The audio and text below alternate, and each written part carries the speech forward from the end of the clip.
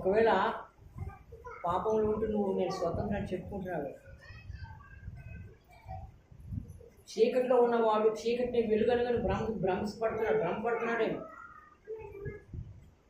చీకటికి అలవాటు పడ్డవాడు వాడు చీకటిలో ఉన్నాను అని తెలియనంటే వెలుగు వస్తే కదా వాడు చీకటిలో ఉన్నది లేదని తెలిసేది. అవునా కదా? వెలుగు ఎవరు? నేను లోకమునకు వెలుగై ఉన్నాను. వెలుగు వస్తే కదా చీకటి పోయేది. కానీ నువ్వు చీకటికి అలవాటు పడ్డావు, నీకు ఇప్పుడు వెలుగు అవసరం లేదనుకుంటున్నావు. నువ్వు వెలుగులోకి వస్తే కదా నీ చీకటి ఏంటో తెలిసేది, నీ బ్రతికేంటో తెలిసేది. వెలిగించబడిన వాడే చీకటిలోకి వెళ్ళడు. చీకటి ఎప్పుడు కూడా వెలుగుని దగ్గరకు రానియదు. ఎందుకో తెలుసా? వెలుగు వస్తే చీకటి పో